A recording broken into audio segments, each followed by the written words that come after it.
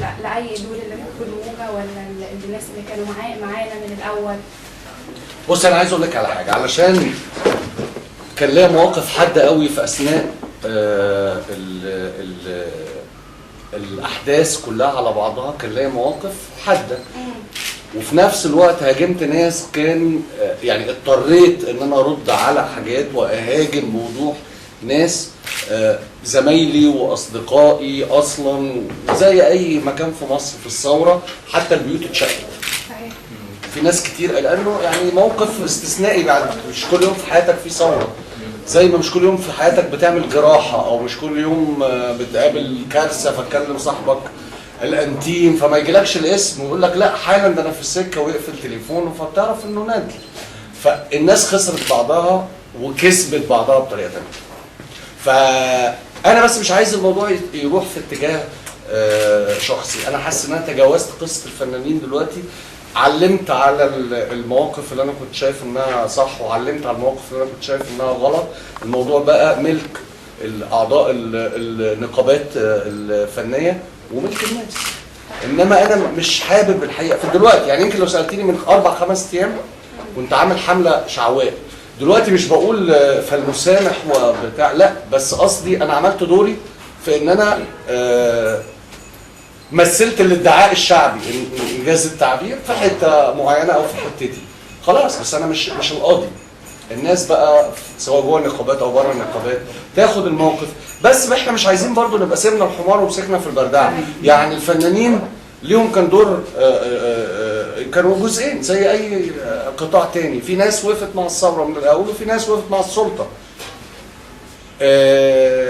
بس دي حلقه يعني ضعيفه قوي. في قبلها في الاعلام والجرائم اللي عملها، وفي قبله القيادات الامنيه والجرائم اللي ارتكبتها، وسواء كان امن الدوله او الامن المركزي او حتى الناس اللي كانت بتتعلق في الاقسام وبتاع. وفي قبل ده كله بقى الحزب الحاكم، الأس الجرام كله بالنسبه لي انا وأس الفساد. خالد بيتكلم عن الفنان خالد الصاوي ثورة 25 يناير التي أطاحت بنظام الرئيس السابق حسني مبارك. أنا شايف 25 يناير هي انتفاضة شبابية لشباب الطبقة الوسطى المتعلم، سرعان ما تحولت إلى ثورة شعبية لأنها جذبت قطاعات تانية من الطبقة الوسطى ومن في القاهرة وفي الأقاليم، وبعد كده بدأت كمان تجذب قطاعات من بره الطبقة الوسطى، زي في الأيام الأخيرة قبل التنحي لو تفتكروا كان بدأت المطالب العمالية والفئوية والمحلية، الناس اللي بتطالب بتغيير محافظين فاسدين وكذا. كل الضغط ده مع بعضه هو اللي خلاها تاخد شكل الثورة الشعبية، ويضاف كمان لده رفض الجيش انه يضرب نار. يعني لازم نشوف الموضوع كده على بعضه في رأيي.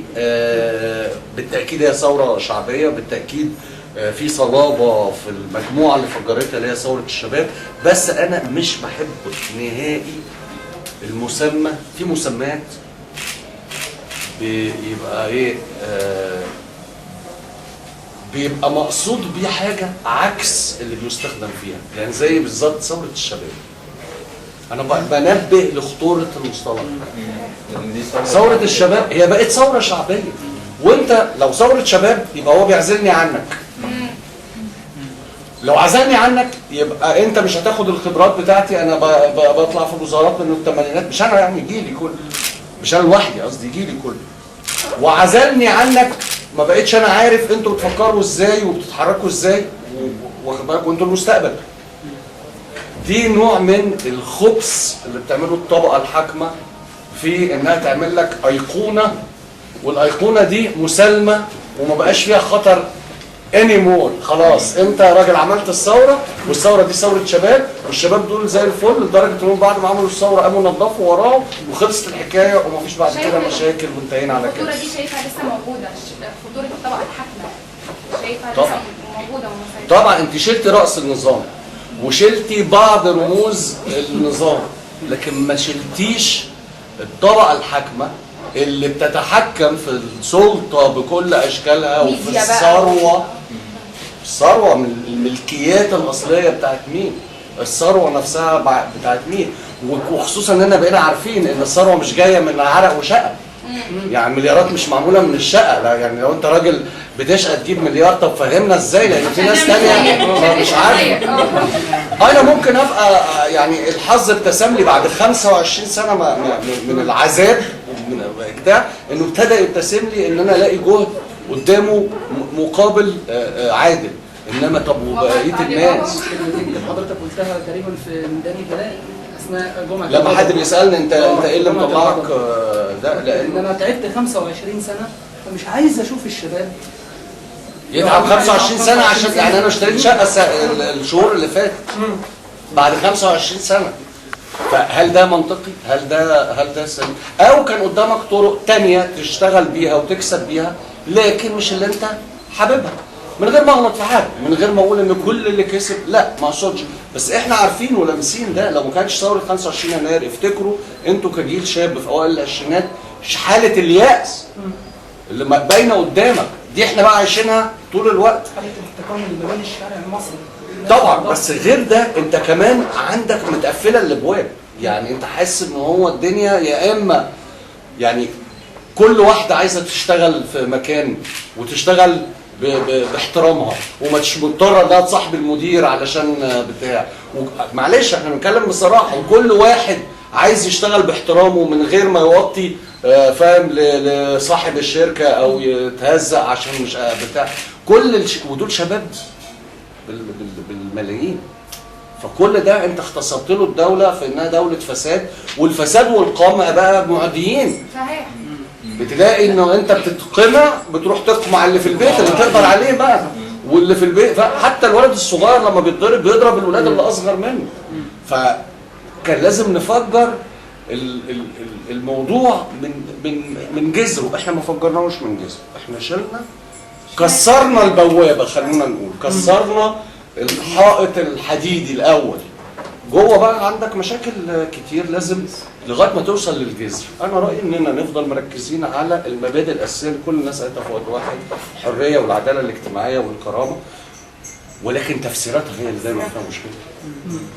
يعني ساعات وعشان كده انا رايي انه البوصله اللي انا بمشي عليها لما تقول حريه يعني انت موافق على الحريه ليك وليا، مش الحريه ليك انت بس، والعداله ليا وليك، والكرامه ليا وليك. لو انت مش موافق على دول يبقى انت بتسمي الكلام ده بس انت بتعني اشياء يمكن عكسها. حضرتك مؤيد للمعتصمين المتواجدين حاليا في ميدان التحرير اللي طالبوا برحيل رئيس الوزراء الفريق احمد شفيق؟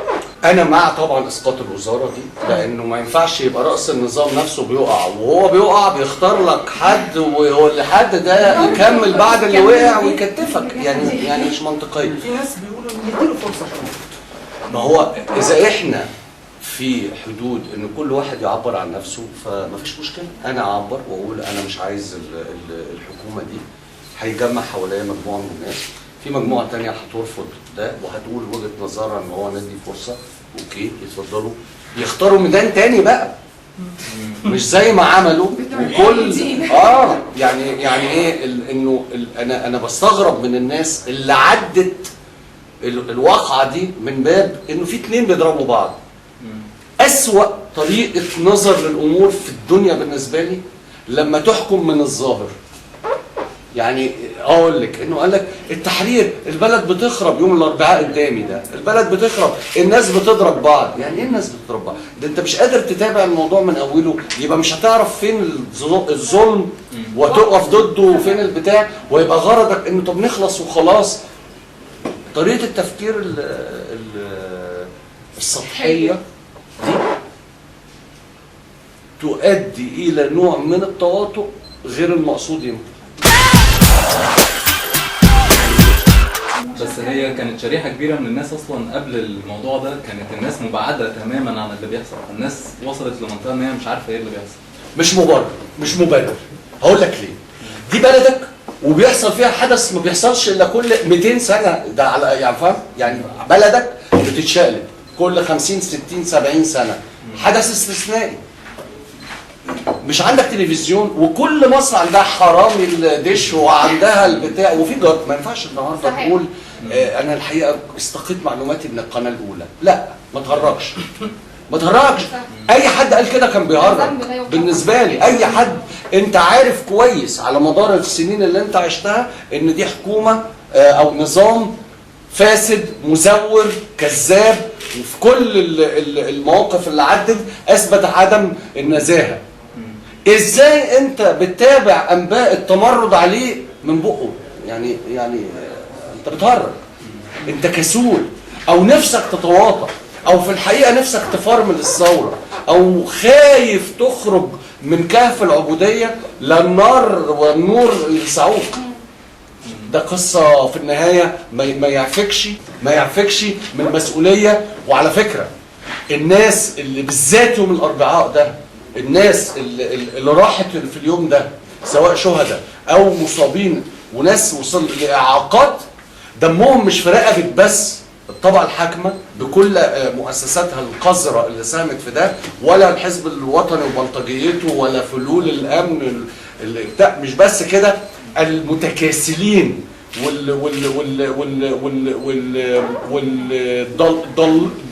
يعني ضللوا واضلوا وما حاولوش يدوروا على الحقيقه، دمهم في رقبه الناس دي. وعشان كده النهارده بيطلع بيقول انا بعتذر وبتاع، لازم يبقى فاهم كويس هو بيعتذر على ايه. هم شايفين ان احنا ناس عملتوا ده لثوره 25 يناير عشان انتوا بتطالبوا بالديمقراطيه، واحنا في نفس الوقت بنجهد حقوقهم ان احنا نسمع رايهم هم ايه. هم شايفيننا ان احنا اعداء ليهم، ازاي بنطالب المفروض نسمع راي الاخر، فاحنا مش مدينهم احنا مش مدينهم فرصه نسمعهم. يعني من الاخر في ناس يعني عايزه تعيش في عايزه تعيش، هو ده كيفهم يعني، ده مزاجهم. انا يعني هقول لك ايه، هقول هو في الحقيقه هم كذا شريحه. يعني ده تقديري انا الشخصي انهم كذا شريحه. الشريحه الاولى مرتبطه ارتباط عضوي بالطبقه الحاكمه، ولازم تحافظ على مصالحها، ومصالحها بتقول احنا عملنا القرشين كده ومنقلبات الامور هتجيب لنا مصيبه، هنبوظ علاقاتهم. دي شريحه. الشريحه اللي بعدها بقى نفسه التغيير يحصل، بس نفسه حد اللي يعمله له، نفسه يبقى في ثوره بس يا ريته ما يشاركش فيها، نفسه ان الشعب ينتصر ويقمع القمع اللي كان هيقمعه، انما يبقى هو يتابعها على البلاي ستيشن. فده في بعد كده الجبان اللي عارف اللي بيخون ضميره. قول كلمة حق، مش لازم يا سيدي لو مش قادر تنزل المظاهرات مش مشكلة، مش هتأثر كتير لأن كنا 12 مليون في لحظة في الشوارع تقريبا في كل مصر. فيعني ايه هتلاقي ناس أرجل منك أو أشجع منك، حتى لو يعني بنات أو ولاد، يعني مش دي القضية. عندك ظروف صحية على عيني وعلى راسنا ما تنزلش، إنما اطلع قول كلمة حق. لا كلمة حق بقلبك بس ما تنفعناش بأمانة. احنا مش طالعين علشان بنحقق مصالح شخصية، احنا بنتكلم في مصالح عامة، وكل الناس دي شالت حياتها ومستقبلها على كفها، وكنا على المحك.